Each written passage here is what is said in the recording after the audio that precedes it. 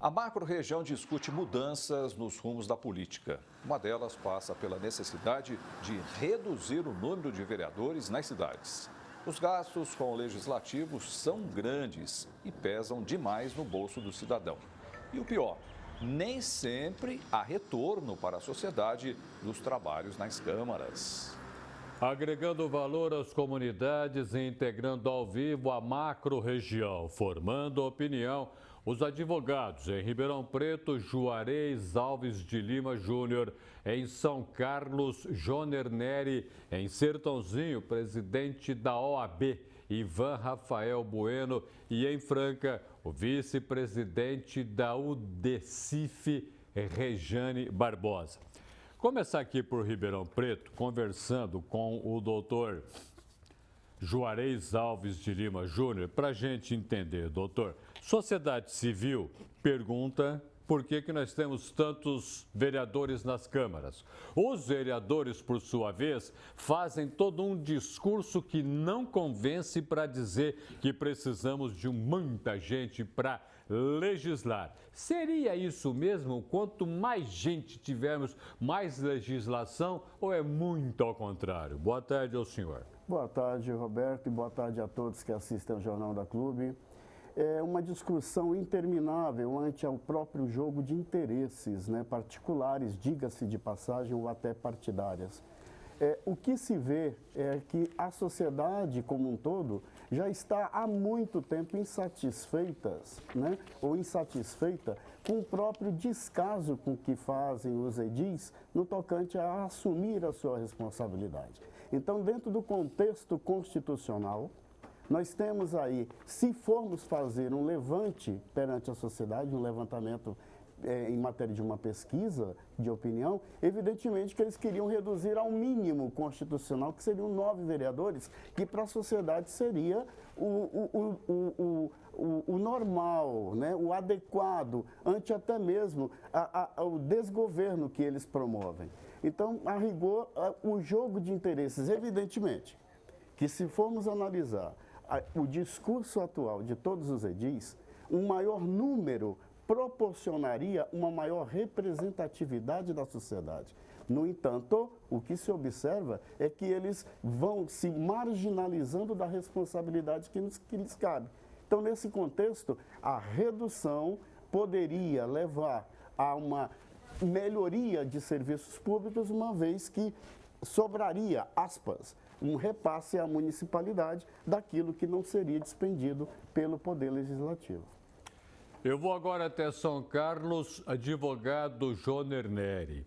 Aqui a gente está discutindo, está ouvindo, está tentando, estou dizendo aqui em Ribeirão Preto, como vão ter quantos vereadores? Vamos diminuindo, vamos, a sociedade civil vai se mobilizando, tentando mexer com a sociedade política. E aí, em São Carlos, o debate está como? Vamos diminuindo, vamos bater direito na situação, vamos saber o que representa essa Câmara, qual é a situação. Boa tarde a você. Boa tarde a todos. Aqui em São Carlos a questão é diversa. Em momento algum se falou de redução do número dos vereadores. Ao contrário, houve um aumento no subsídio deles, há pouco tempo aí para a próxima legislatura. Infelizmente, na nossa cidade de São Carlos, nada disso está sendo discutido. O que, sem sombra de dúvidas, não é essa aí a vontade da população, tendo em vista a tamanha ineficiência da atual Câmara Municipal, dos vereadores que ali foram eleitos. Nós observamos aí uma insatisfação da população. Nós temos hoje uma Câmara Municipal de vereadores, a grande maioria de vereadores, que se preocupam, na verdade, em fazer requerimentos para a Prefeitura, para o Executivo, como, por exemplo, requerimentos de tapa-buracos. Isso qualquer cidadão da cidade pode fazer, se dirige até o setor da Prefeitura e faz esse requerimento. Nós não vemos aqui na nossa cidade aquela fiscalização do Executivo, aquela cobrança no prefeito municipal. Ao contrário, o que nós temos visto aqui é muita camaradagem entre alguns vereadores com o Executivo. Isso, sem sombra de dúvidas, frustra a população são-carlense, e isso tem que ser analisado, verificado e até mesmo há de sofrer uma mudança na próxima eleição. Esse é o sentimento da população, o sentimento de frustração com a atual Câmara Municipal da nossa cidade de São Carlos, pela falta de atuação dos senhores vereadores. querem mais grana, é? Que coisa esquisita, hein? Já não tem o suficiente? Exatamente, houve aí inclusive o aumento, né? O aumento do subsídio desses vereadores aí para a próxima legislatura, para as próximas eleições aí, a partir do ano de 2021. Isso daí, sem sombra de dúvidas, pegou muito mal perante a sociedade e com certeza esses vereadores serão lembrados aí nas próximas eleições. Muito bem lembrado o que você falou. A eleição é ano que vem. Vamos prestar atenção quem pediu um dinheirinho a mais aí, porque está pensando lá no ano que vem, sim. Sertãozinho, presidente da OAB, Ivan Rafael Bueno. Rafael, a gente fica se perguntando até onde que a população aí em Sertãozinho está atenta àquilo que a Câmara Municipal está fazendo, está atenta ou não quanto ao número de vereadores para tocar projetos na cidade. Boa tarde a você. Boa tarde a todos que nos assistem neste momento. O sentimento da população de Sertãozinho é um sentimento de busca da maior qualidade dos serviços prestados pelo Poder Legislativo. Busca-se uma maior qualidade na atuação dos nossos vereadores.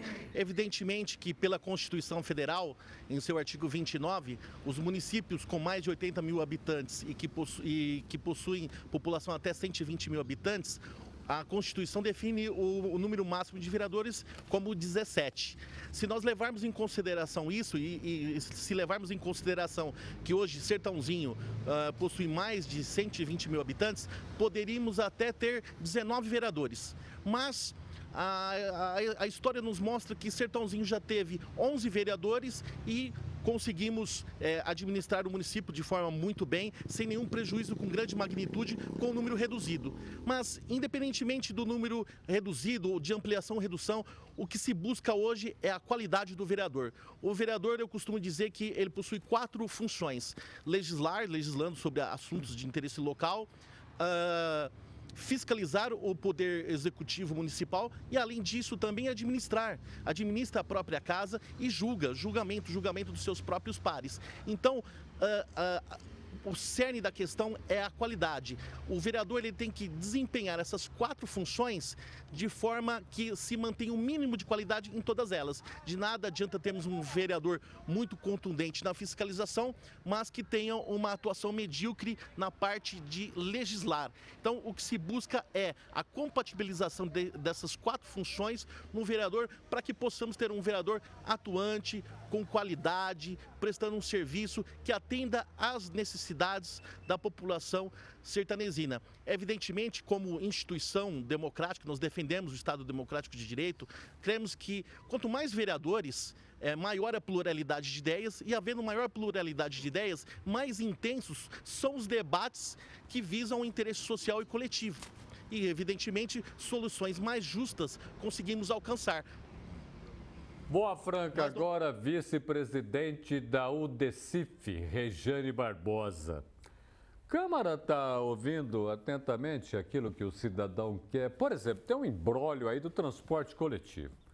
Aí vai uma empresa que não sai, empresa que fica, é um problema porque o cidadão leva aí para o vereador. Está ouvindo para valer a atual legislatura está ouvindo para valer o cidadão? Boa tarde a você. Boa tarde a todos. Olha, Franca é uma cidade para se ter como referência de que o número de vereadores não quer dizer uma representatividade dos interesses públicos. Até mesmo nesse assunto muito bem pontuado, que é a questão do transporte público, que ela teve a chance, que quase um monopólio de quase 60 anos aqui na cidade, dela se manifestar, porque ela, por legítimo, entendeu? Ela tem, né? Foi dado a ela através do voto, para que ela falasse e assinasse pela população, e ela simplesmente delegou, devolvendo, entendeu? Usando eu acredito que tenha sido um pouco omisso nessa questão e devolvendo o projeto para o executivo. E no qual ela teria, e sem falar que foi feito um abaixo-assinado por nós, o Grupo de Cidadania da cidade, no qual foi protocolado na Câmara, foi protocolado no Executivo também, e para que visse o interesse da população, e nela estava bem expresso o interesse da população para uma nova licitação, e que não fomos ouvidos. Então, quer dizer, em nada adiantaria, porque por lei Franca poderia ter 21 vereadores, não os 15, tanto que foi uma das nossas ações. Em 2014, nós protocolamos, pegamos uma assinatura assim no início do mandato daquela legislatura, nós pegamos declarações de 6 vereadores, reconhecemos firma, no qual se viesse o projeto para casa para aumento dos vereadores, que eles votassem contra.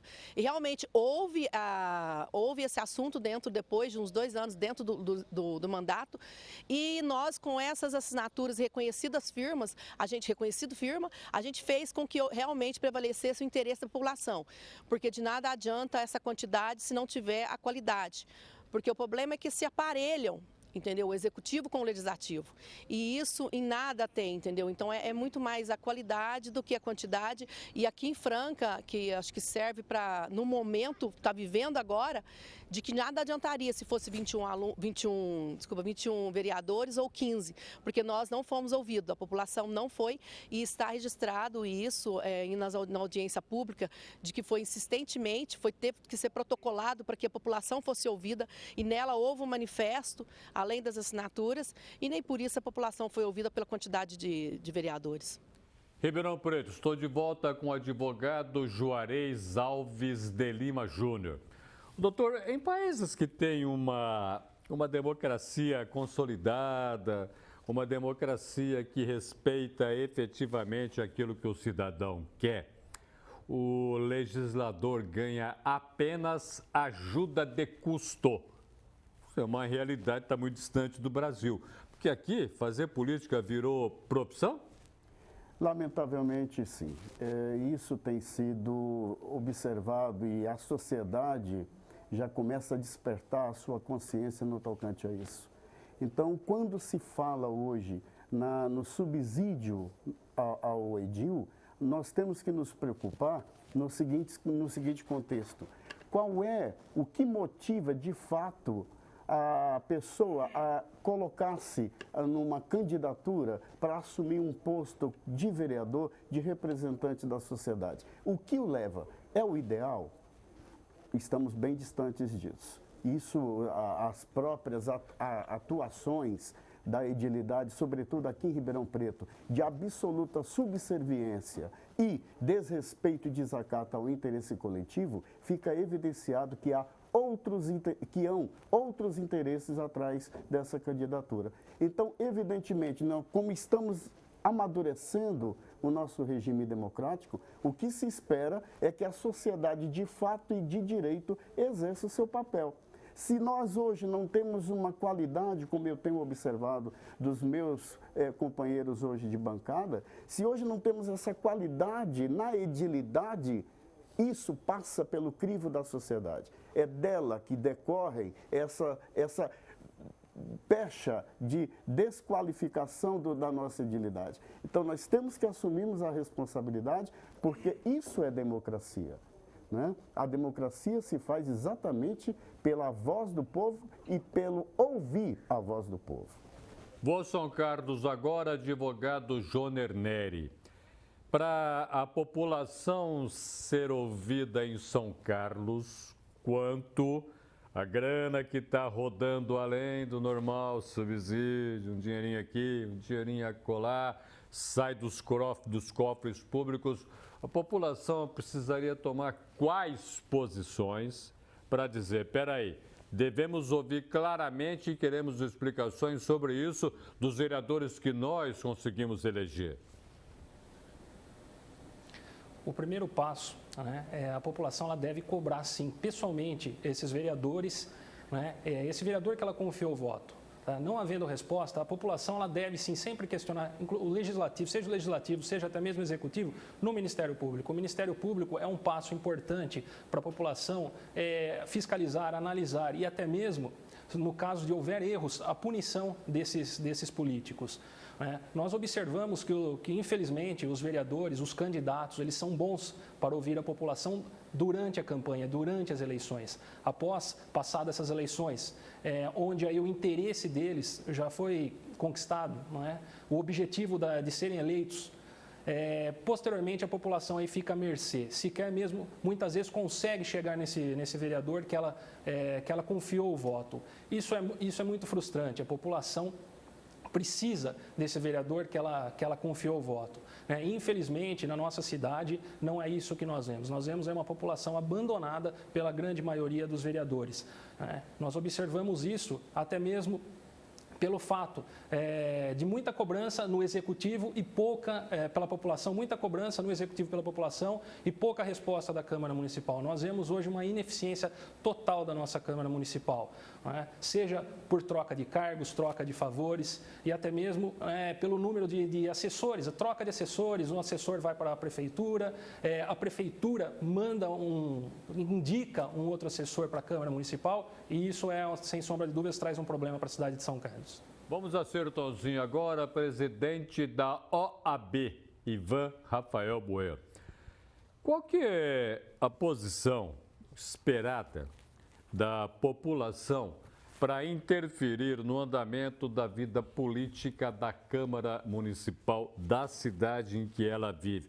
Afinal de contas, a Câmara em Sertãozinho já enfrentou coisas muito tristes que marcaram a história da cidade. Essa população está atenta e participando para valer, olhando se vale a pena ter tantos vereadores ou não vale? Qual que é a sua percepção a esse respeito? O munícipe, além de votar no seu vereador de confiança nas eleições, ele não deve se esquecer da trajetória do vereador. Então, ao longo do mandato, o munícipe, o cidadão, como exercício da cidadania, deve comparecer às sessões da Câmara Municipal, deve comparecer às sessões, deve acompanhar o passo a passo do seu vereador eleito, daquele em que ele confiou, utilizando-se inclusive da lei de acesso à informação para buscar informações sobre os atos praticados pelo seu vereador, pela Câmara Municipal. Então, somente dessa forma é que conseguimos elevar o nível de conscientização do papel do vereador e assim conseguimos buscar o aperfeiçoamento do poder legislativo local. Boa Franca agora, vice-presidente da UDECIF, Rejane Barbosa. O debate na cidade de Franca, vamos esquecer um pouquinho, não vamos esquecer, mas vamos deixar de lado o transporte coletivo. Deveria passar por outros segmentos onde a população não está sendo ouvida, mesmo com o número de vereadores que hoje trabalham, legislam, enfim, vivem dentro da Câmara Municipal. O pessoal não está dando ouvido para o cidadão? Não, isso é muito evidente que não. É muito bem colocado aí o que o outro convidado colocou. Há uma troca, às vezes, de interesse ou trocas de favores que você percebe, principalmente você que quando a gente acompanha aos bastidores da Câmara, entendeu, nas sessões, né, que é um dos nossos objetivos que a gente acompanha como voluntário, né? Você percebe isso, né? As reuniões das comissões, são muitas comissões que são somente ali fictícias, elas são decorativas, elas não têm uma comissão um exemplo da educação, de obras, entendeu? A própria comissão que existe, que é feita numa sexta-feira, que é a de Justiça e Redação, ela acaba passando por cima de algumas coisas, entendeu? Que você percebe que não é muito aprofundado tecnicamente, nem trazido também aquela outra linguagem, entendeu? Na hora que ela vai para o plenário para ser votado o projeto, a impressão que dá é que ele foi amplamente discutido ali na comissão, sendo que a questão dele ser discutido seria na hora no plenário, aonde se está passando pela TV Câmara, né? E isso também não é. E pontuando também a questão de produtividade dos vereadores, além do que é de obrigação deles fiscalizar, hoje em dia a maioria das câmaras, entendeu? Elas são transmitidas, então há ideias de projetos para poderem ser pegados em outras câmaras a nível Brasil todo, né? E ser trazido para a população, para o bem comum da população, né? Mas acaba sendo, infelizmente, o interesse, a hora que você entra lá, depois acho que eles são contaminados pela mosquinha azul, não sei o que acontece, mas se desvinculam totalmente do que se propôs ali, que é representar o povo e falar pelo povo. Integraram a macro-região na edição deste sábado do Jornal da Clube os advogados em Ribeirão Preto, Juarez Alves de Lima Júnior, em São Carlos, Joner Neri, em Sertãozinho, o presidente da OAB, Ivan Rafael Bueno, e em Franca, a vice-presidente da UDECIF, Rejane Barbosa. Professor, depois de tudo aquilo que nós ouvimos, de todas as explicações, uma pergunta para você. Por que os políticos não querem diminuir o número de vereadores nas câmaras? Eu acho que, Roberto, é uma alienação e o não entendimento do que seja o parlamento, que é o verdadeiro... A alienação não vem do cidadão? Pega eles também? Toca. Porque ele teria que entender que a força de um colegiado é inversamente proporcional ao seu tamanho. Não vou quantificar 10, 20, não. Quanto menor o colegiado, mais forte ele é. E passa a ser o parlamento ou o judiciário, o Supremo, a correia de transmissão da força da instituição para a força do ministro ou do parlamentar. É isso que tem que entender. O aspecto fundamental é essa força que vem exatamente da qualidade, que nasce sempre da quantidade. Ribeirão Preto, por exemplo, na Câmara de 47, a primeira legislatura depois do Estado Novo, tinha 31 vereadores. Na legislatura seguinte, a de 52 a 54, 55, tinha 21, já reduziu. Na verdade, Roberto, quando uma ditadura se instaura, como no Estado Novo, corta o parlamento. Nada, nem Câmara, nem Congresso, não funciona. Agora, no que toca ao judiciário, o que nós vimos? O presidente Castelo Branco, em 64, quando o Supremo Tribunal Federal tinha 11, 3 foram aposentados. Vamos lembrar, Vitor Nunes Leal, de Minas, Supremo Tribunal Federal. Hermes Lima, que depois foi ministro do presidente João Goulart, e o ministro que nasceu no... Álvaro Lins. Isso. Evandro Lins e Silva. Exatamente. Os 3 aposentados e 3 renunciaram porque eles não admitiram a interferência. Lafayette de Andrade, um liberal exacerbado, Adalto Lúcio Costa, também renunciou, e, em terceiro lugar, Gonçalves Ferreira. Os 3. Então, o presidente passou de 11 para 16. A quantidade enfraqueceu o Supremo e nomeou só pessoas que pensavam como o governo. E no ato institucional está assim, é proibido chegar ao Supremo Tribunal, ao Judiciário, inclusive ao Supremo Tribunal Federal, medidas tomadas pelo governo da Revolução. Então, não tinha revisional, nada. Então, nesses 2 aspectos, ficou claro.